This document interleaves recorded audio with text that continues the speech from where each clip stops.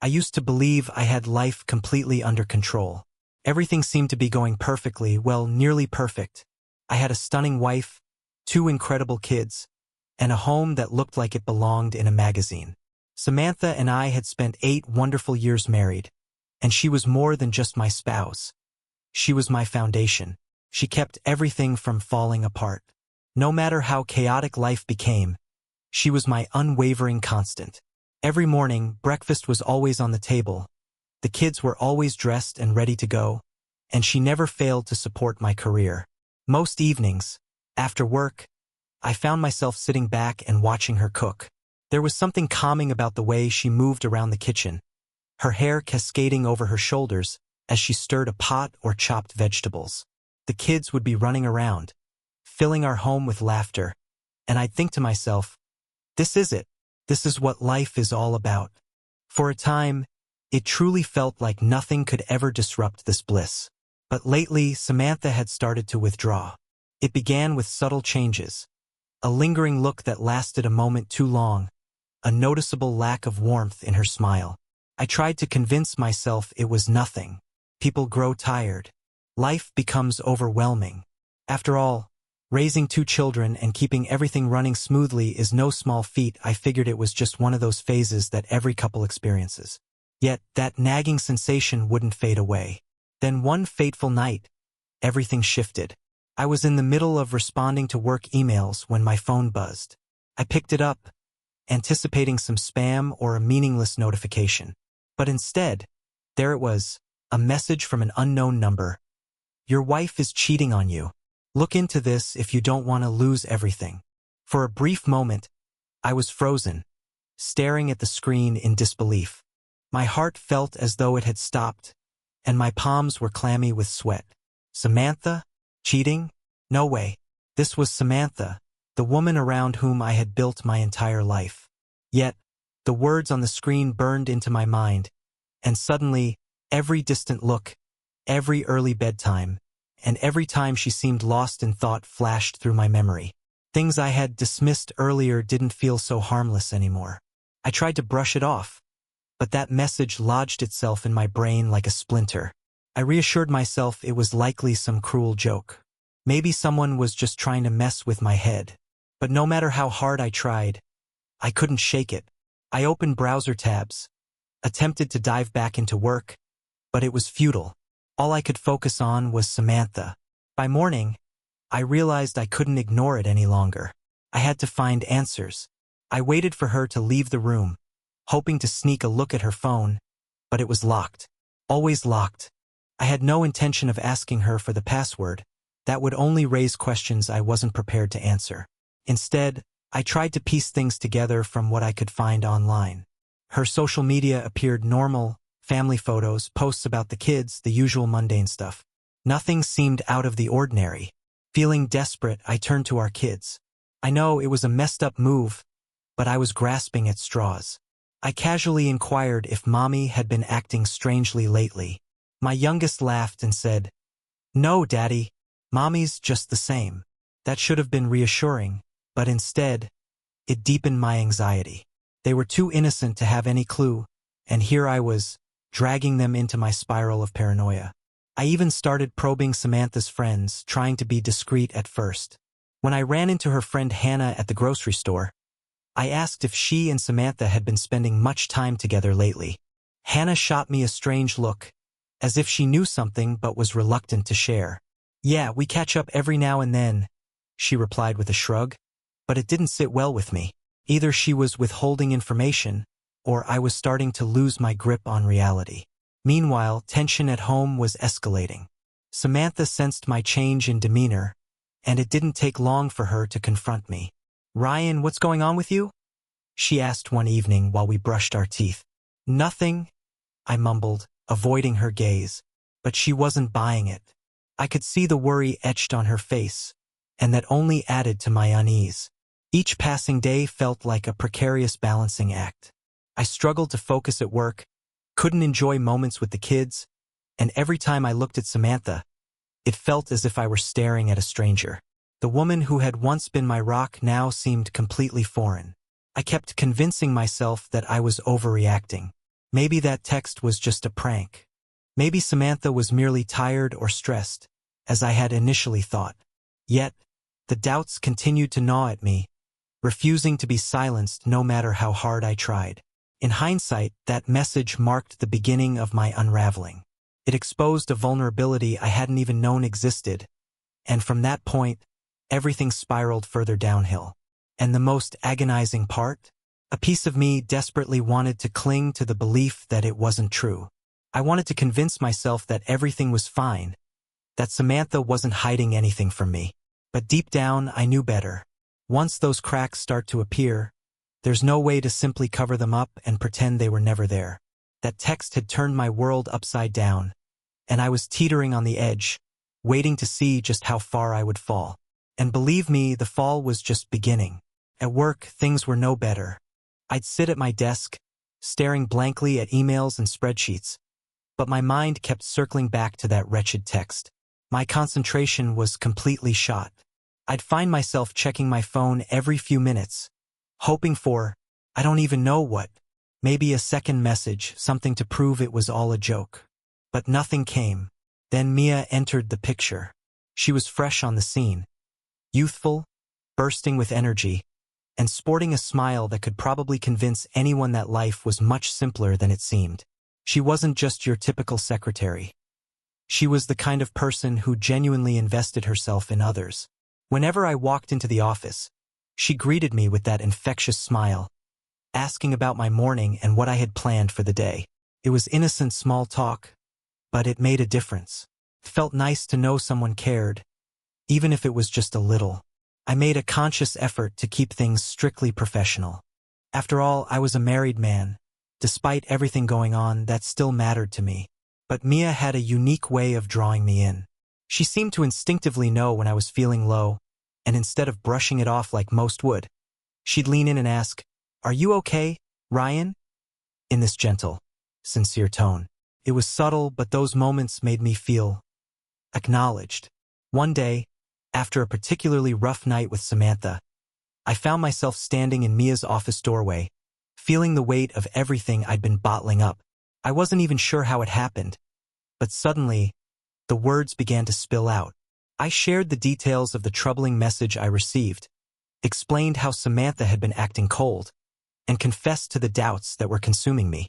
I even admitted to snooping on Samantha's phone and probing her friends for information, but nothing had come to light. It felt like a dam had burst, and I finally released the pressure that had built up inside me. Mia didn't offer any judgment. She simply listened, nodding thoughtfully at the right moments, her eyes steady on mine. When I finished, she leaned in slightly and said, "No one understands women like other women do." There was a quiet assurance in her voice that made me feel validated for suspecting something was amiss. "Let me help you," she suggested, tilting her head with a hint of empathy. "We can figure this out together." In that instant, I felt a surge of relief. Maybe it was the way she said it, or perhaps I was just desperate for someone in my corner. Either way, I agreed without hesitation, not pausing to think whether it was wise. I just needed to uncover the truth, no matter what that entailed. Over the following days, we devised a plan. Mia had a remarkable ability to make it sound simple, as if tailing my wife to catch her in the act was no more complicated than deciding where to grab lunch. She shared tips with me: how to shadow someone without being detected, how to recognize shifts in behavior, things I had never considered. It felt odd, creeping around like an amateur sleuth, yet it also gave me an unexpected sense of agency. For the first time in weeks, I wasn't merely sitting around, drowning in uncertainty. I was taking charge. We spent evenings observing Samantha from afar, following her on her outings. I would park a few cars back, my heart racing as Mia pointed out the little nuances. How Samantha's posture changed when she thought she was unobserved. How her smile seemed to brighten in the company of certain friends. Mia made it feel like we were on the cusp of solving a major case, but just when I thought we were about to crack it, Samantha would do something utterly mundane, and my suspicions would falter. One evening, we trailed her to a cozy cafe where she met with an old friend. They were laughing and chatting, appearing as though they had no cares in the world. There was nothing suspicious about it, just two friends enjoying coffee together. As I sat in the car, watching them through the window, a wave of guilt crashed over me. What if I was completely wrong? What if Samantha wasn't cheating at all? Do you see anything unusual? I asked Mia, struggling to keep my voice steady. She shook her head. Not really, but there was something in her tone that unsettled me, as if she wasn't entirely convinced either. Or maybe I was projecting my own doubts onto her. I no longer knew what to believe. That night, I lay awake, staring at the ceiling and replaying everything in my mind like a broken record. Was I chasing shadows? Or was Samantha truly hiding something from me? The uncertainty was unbearable. It was far worse than the thought of her actually being unfaithful. If I had proof, I could confront her and face it head-on. But this was pure torment. Yet, a part of me couldn't walk away. I was already too deep in this rabbit hole. If Samantha was indeed cheating, I had to know the truth. And if she wasn't, well, I needed that clarity too. I glanced at my phone on the nightstand, half hoping for another message. But the screen remained dark and silent. With a heavy sigh, I closed my eyes, bracing myself for another day of following, watching, and waiting. Then the message came late at night, just as I was beginning to question whether this whole endeavor had been a huge mistake. My phone buzzed, and there it was, Mia's name lighting up my screen. I think I found something, her message read, accompanied by a photo. I opened it, and my stomach twisted into knots. In the image, a woman with Samantha's exact build, same hair, same style, was locked in a kiss with a man I didn't recognize. My heart raced. It wasn't a clear shot. They were partially obscured behind a doorway, the lighting poor, and I couldn't see her face distinctly. But it looked enough like Samantha to send my head spinning. Mia messaged again. It's her, Ryan. I'm certain. I stared at the photo for what felt like an eternity. I tried to convince myself it could be a trick, that it might be someone who merely resembled Samantha. But deep down, I didn't care. I needed to believe it. After weeks of doubt, paranoia, and sleepless nights, this was something tangible. It provided a focus for my anger, a reason for all the distance and chilliness I had sensed from Samantha. This is definitely her, Ryan. Mia's voice echoed in my thoughts, as if she were right beside me, fanning the flames of my fury. And just like that, I surrendered. I didn't even bother to question it anymore. I was done second-guessing myself. If that wasn't Samantha, then it was someone close enough to it to make no difference. Mia sent another text. Come over. We need to discuss this. I hesitated for a moment. I knew deep down that this was a terrible idea, that heading over to Mia's place meant crossing a line I might never be able to uncross. But I was already so far down this rabbit hole. The thought of spending another night alone in that house with nothing but my turbulent thoughts was unbearable. So, I shot her a text. On my way. When I arrived at Mia's place, she greeted me at the door with a warm smile, and for the first time in what felt like weeks, a sense of relief washed over me. She welcomed me in, and the inviting aroma of something delicious wafting from the kitchen filled the air. Hope you're in the mood for pasta, she said playfully, pouring 2 glasses of wine. We sat down to eat, and the conversation flowed effortlessly, perhaps a little too effortlessly. Each sip of wine loosened the tension coiled tight in my chest, and before long, I found myself confiding in Mia. How terrified I was of losing my family, how betrayed I felt, and how helpless I had been lately. You deserve better than this, she murmured, her hand brushing against mine. There was a spark in her eyes, a warmth I hadn't seen in Samantha's for a long time. As we continued talking, the atmosphere around us seemed to shift, as if the walls were closing in, leaving just the two of us in that intimate bubble. I was fully aware of what was happening, but I didn't stop it. Maybe deep down I didn't want to. There was an undeniable comfort in the way Mia looked at me, as if I was something she valued, something worth cherishing. It stood in stark contrast to how I felt at home. When our gazes locked, it was as if gravity took over. Before I knew it, our lips met, softly at first, then with more urgency, as if we were both trying to escape the weight of our respective lives. One kiss melted into another, and suddenly we were navigating our way to the couch, our hands fumbling and the wine glasses forgotten on the table. I couldn't tell you how long it lasted. Time felt like it blurred into a haze. All I knew was that, for the first time in weeks, the noise in my head finally quieted. But as soon as it was over, reality slammed back into focus. I lay there, staring at the ceiling, the weight of what I had just done pressing down on me like a heavy burden. Mia lay asleep beside me, her breathing soft and steady, yet I couldn't close my eyes. All I could think about was Samantha. A wave of guilt washed over me, cold and paralyzing. What had I just done? I loved Samantha, didn't I? Even with all the turmoil, all the doubts and resentment, she was still the woman I had built my life with. And now I had committed the one act I never thought I would. I slipped out of bed, careful not to wake Mia, and sat on the edge of the couch with my head in my hands. My phone lay on the coffee table, and for a brief, insane moment, I considered calling Samantha.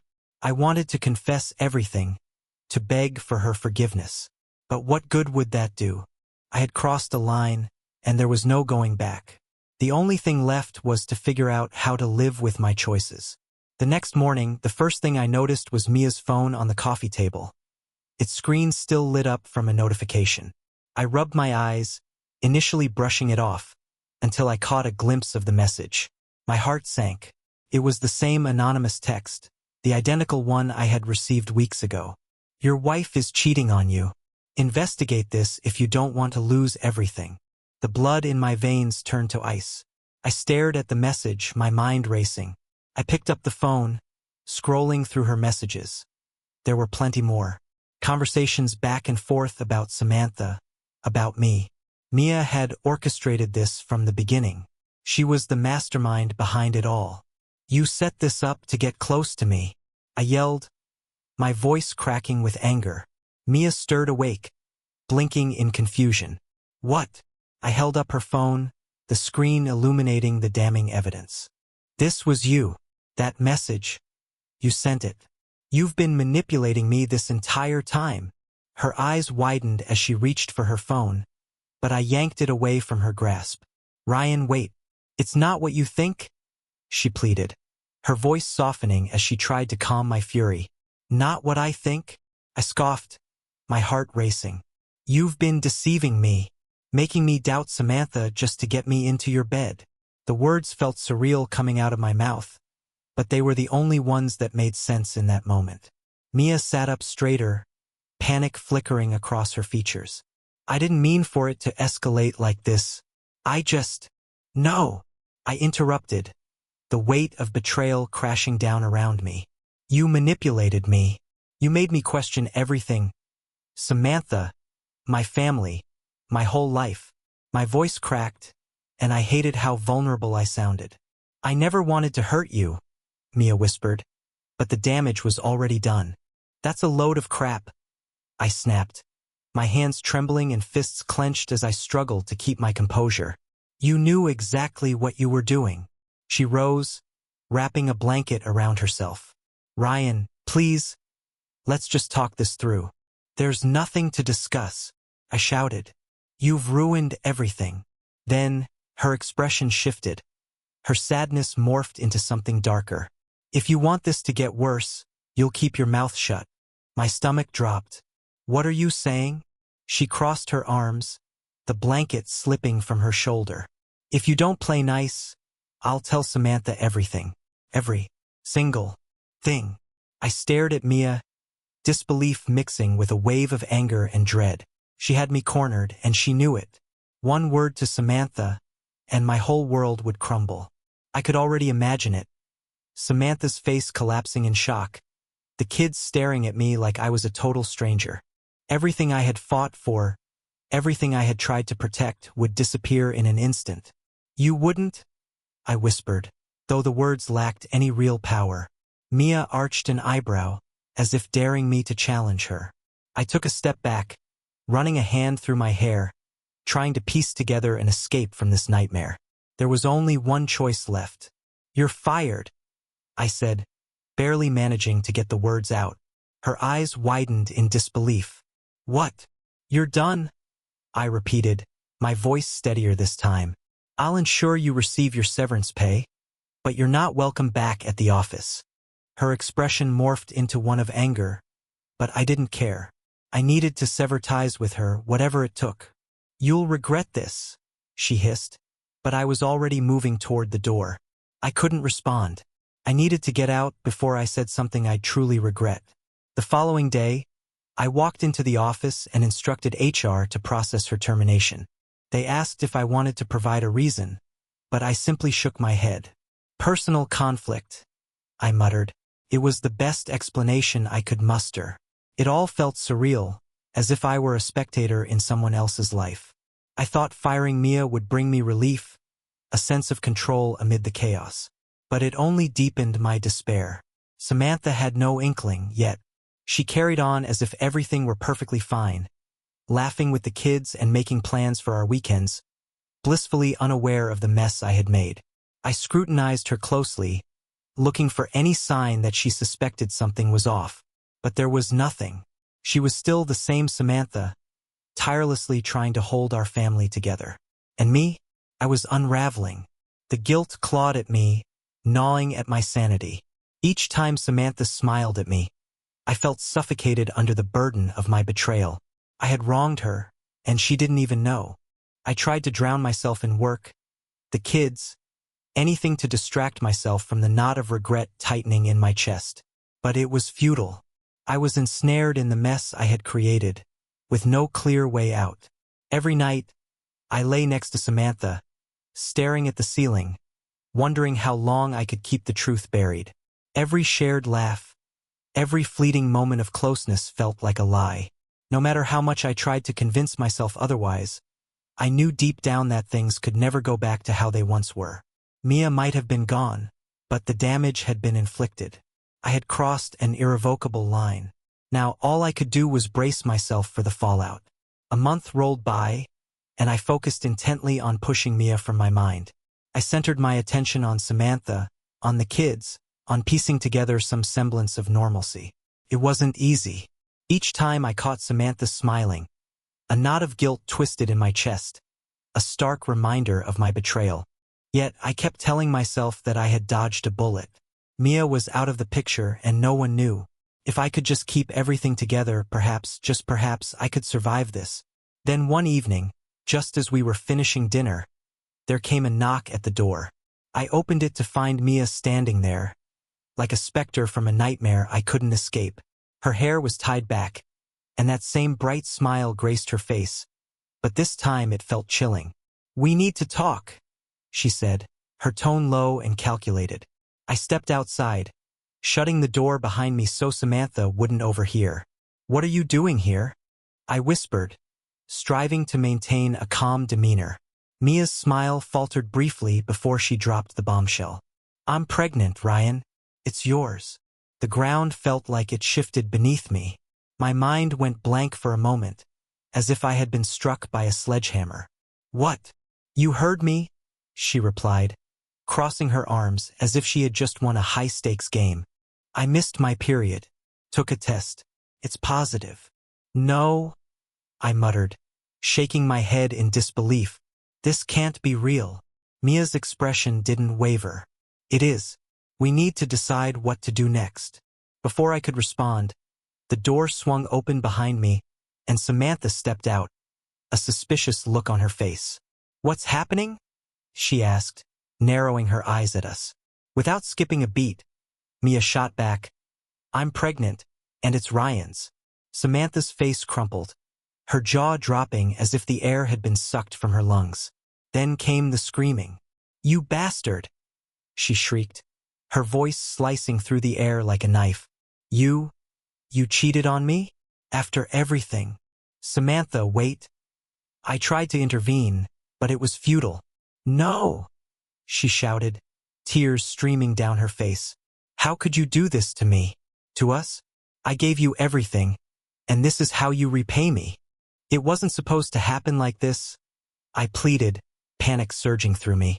"I didn't mean for any of this." "You didn't mean?" Samantha retorted, her voice trembling with fury. "You thought it was fine to sleep with your secretary and destroy our family? I didn't know." I don't care what you didn't know, she interrupted, her voice raw and filled with betrayal. You've betrayed me, Ryan. You've betrayed us. The weight of her words crashed into me like a freight train. There was no escaping this. No explanation, no excuse could mend what I had broken. Samantha turned on her heel and stormed back inside, slamming the door behind her. I stood there, stunned, as Mia shifted awkwardly next to me, the gravity of the moment settling heavily between us. I'll be in touch, she murmured before turning away, leaving me standing there in disbelief. Inside the house, Samantha's voice echoed, a cacophony of rage and despair. I followed her into the kitchen, my heart racing as I fought to get through to her. Samantha, please, I implored, my voice trembling. This wasn't what I wanted. It was a mistake. She spun around, her face a canvas of anguish, and pointed a shaking finger at me. A mistake? You call this a mistake? You've shattered our lives. I struggled to maintain my composure, but my resolve was crumbling. I love you, I whispered, but even I could hear how insincere it sounded. Don't you dare say that to me, she spat, her voice quaking with fury. If you truly loved me, you wouldn't have done this. There was nothing more to say. Samantha marched past me, shoving items into a bag. I'm leaving, she declared, her tone icy and final. Wait, what about the kids? I stammered, fear tightening in my chest. They're staying here with you? She shot back, avoiding my gaze. I can't do this anymore. I can't be around you. And just like that, she was gone. The front door slammed shut, and silence enveloped the house, save for the soft hum of the refrigerator and the pounding of my heart. I stood there, paralyzed, as my mind raced and my heart shattered into fragments. Samantha was gone. Mia had obliterated my life. Now I was left to confront the chaos I had wrought. Moments later, the kids came down the stairs, their faces etched with confusion. Where's Mommy? My youngest asked, clutching his favorite blanket. She had to go. Sweetheart, I said, forcing a smile that felt like a mask. But I promise you, everything will be okay. They looked at me with trusting eyes, and I felt like the biggest imposter. I had failed them in the most profound way. I had failed everyone.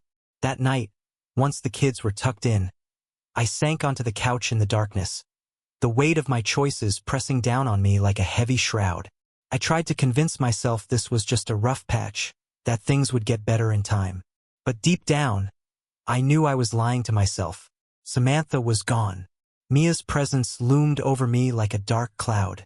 No matter how desperately I wished to return to the way things were, that door had been firmly closed. This was my new existence, and it was entirely my fault. In the weeks following Samantha's departure, my world crumbled. News of the situation spread faster than I could manage. Friends I'd considered my support system, people I thought would have my back, turned their backs without hesitation.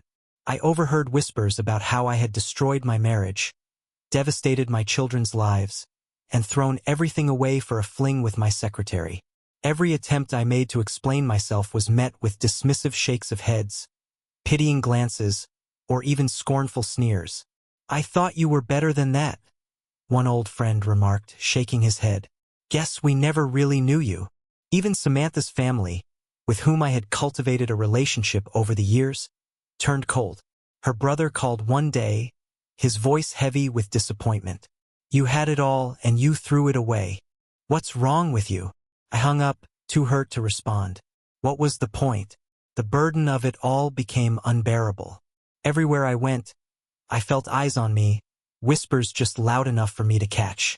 The city I had called home, the place where I had built my life, now felt hostile and stifling. I couldn't remain. I needed to escape, to start fresh somewhere no one knew my name, a place where I wouldn't be haunted by my past. After a couple of months of searching, I found a job in a quieter town a few hours away. It wasn't glamorous, but it was a start. I packed up what I could, loaded the kids into the car, and left everything else behind. Driving away from that house, knowing Samantha wouldn't be coming with us, felt like tearing my heart out. but I focused on the road ahead. Starting anew was far from easy. The new town was eerily quiet, and the first few weeks felt like an uphill battle. I braced myself for the guilt to crush me, for the weight of my decisions to pull me under. But slowly, things began to shift. The kids adapted more quickly than I had anticipated. They made friends, and seeing them laugh again ignited a flicker of hope within me. I found myself meeting new faces, neighbors, co-workers, people who didn't know my past, who didn't look at me with pity or judgment. It felt strange at first, almost undeserved, but I welcomed their kindness. I even picked up new hobbies, things I hadn't made time for in ages. I started jogging, joined a local soccer league, and rediscovered my passion for reading. For the first time in what felt like forever, I wasn't drowning in guilt or anger. I was simply living. Then, out of nowhere, the call about the DNA test came through. I almost ignored it when the unknown number flashed on my screen, but curiosity got the better of me. The voice on the other end confirmed my worst fears. Mia's child wasn't mine. I hung up, sitting in stunned silence for what felt like an eternity. Relief washed over me first, like a heavy burden lifting from my chest. But it was quickly followed by a wave of regret. The baby's paternity didn't matter. The damage had already been done. Samantha was gone, and I had lost so much more than just my marriage. I sat with that realization, replaying every moment in my mind, what I could have done differently, the signs I had ignored, the choices made in fleeting moments of passion. But there was no changing the past. It was set in stone. Ultimately, I came to a crucial realization. I could spend the rest of my life mired in regret, or I could choose to move forward. I still had my kids. I still had the chance to build something new, even if it wasn't the life I had originally envisioned. I made a decision. I resolved to stop looking back and instead focus on the future. I began reaching out to new people, finding joy in the little moments, and constructing a life that felt authentic to who I was becoming. Not the man I once was, but the man I was learning to be. It hasn't been easy. Honestly, it's still a struggle. But with each passing day, I feel myself growing a bit stronger. Each morning, I wake up with a flicker of hope. I'm working on forgiving myself, realizing that mistakes are simply part of being human. Most importantly, I'm rediscovering what it means to truly live. The memories of what happened with Samantha will always linger. Some wounds never fully heal. But life goes on, and I owe it to myself and my children to embrace what remains. This isn't the story I had hoped for my life, but it's the one I'm living now. And maybe, just maybe, that's enough. It's been about a year since everything unraveled, and to be honest, life feels different. Not perfect, but definitely better. I won't pretend. There are still nights when I lie awake, thinking about Samantha and the way things used to be. I catch myself wondering if I could have acted differently, if there was a way to have saved what we had.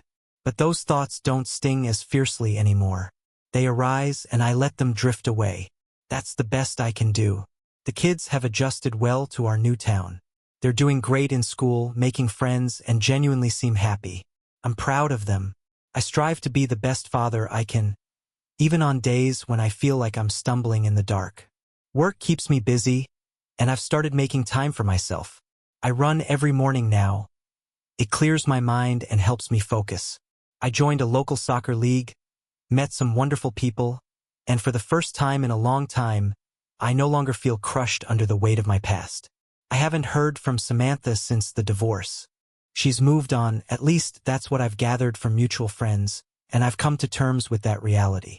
There's no going back, and I've accepted it. Regarding Mia, turns out the child wasn't mine. I found out months ago, and the relief was overwhelming. But it doesn't erase the damage done. That experience left a scar on me, and I'm learning to live with that as well. I've started dating someone. Not seriously yet, but it's refreshing. Her name is Chloe. She's understanding, kind, and recognizes that I'm still in the process of healing. I'm taking things slow, but it feels nice to be with someone who sees me for who I am today, not who I was yesterday. Life has settled into a quieter, simpler rhythm. I miss the life I once knew, but I'm realizing that starting over can be a blessing in disguise. I've let go of much of the anger and guilt, and in their place, I've discovered something unexpected: peace. It's not flashy or dramatic, but it's real. And for now, that's more than enough.